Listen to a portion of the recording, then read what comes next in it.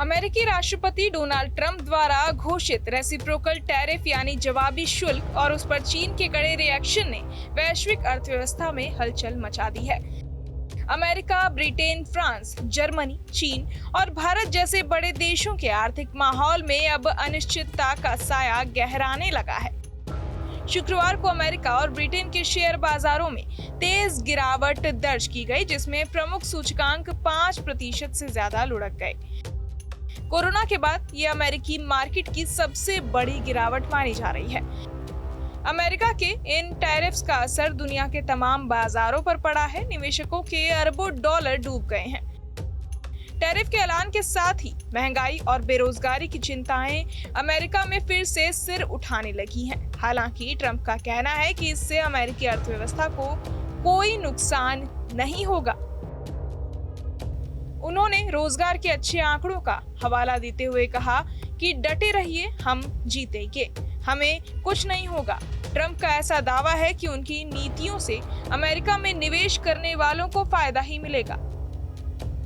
उन्होंने कहा कि ये निवेश करने और अमीर बनने का सबसे अच्छा समय है, लेकिन अमेरिकी सेंट्रल बैंक फेडरल रिजर्व के प्रमुख जेरोम पोवेल इससे सहमत नहीं दिखे। दुनिया भर में मंदी का खतरा।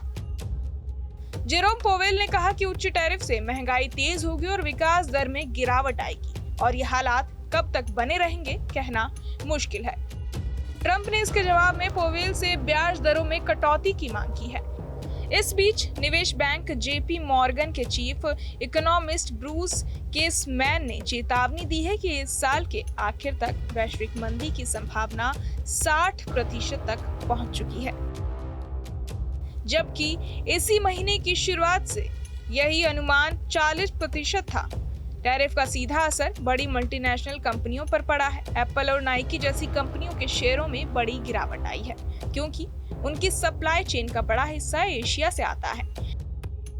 अब ये असर सिर्फ कंज्यूमर कंपनियों तक सीमित नहीं रहा, हेल्थ केयर और यूटिलिटी सेक्टर भी इससे प्रभावित होते दिख रहे हैं। ऐसे में चलिए जानते हैं कि इसका भारत को कितना नुकसान होगा।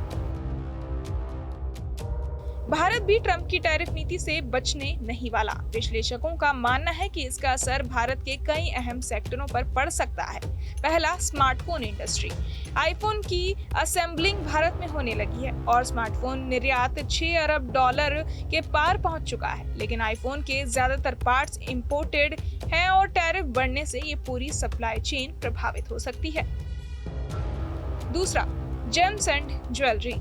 भारत का ये सेक्टर अमेरिका को निर्यात होने वाले कुल सामान का करीब 30% हिस्सा रखता है। टैरिफ में इजाफा इस क्षेत्र को भी तगड़ा झटका दे सकता है। अगला, टेक्सटाइल सेक्टर। पहले से ही चीन और बांग्लादेश की प्रतिस्पर्धा झेल रहा भारत का टेक्सटाइल निर्यात अब और महंगा हो जाएगा, जो उसकी वैश्विक प्रतिस्पर्धा को और कमजोर कर सकता है। हालांकि एक राहत की खबर ये है कि फार्मा सेक्टर को अभी तक टैरिफ से बाहर रखा गया है, लेकिन विशेषज्ञों का मानना है कि भविष्य में इसमें भी बदलाव संभव है। कुछ दवाओं पर शुल्क लगाए जा सकते हैं। गौरतलब है कि अमेरिका पहले ही भारत से आने वाले स्टील और एल्यूमीनियम उत्पादों पर 25% टैरिफ लगा चुका है और नए शुल्क इसे और व्यापक बना सकते हैं। बहरहाल, इस पूरी खबर को सुनकर आप क्या कुछ सोचते हैं, हमें कमेंट बॉक्स में जरूर बताएं और बाकी तमाम खबरों के लिए सब्सक्राइब करें न्यूज़ नेशन।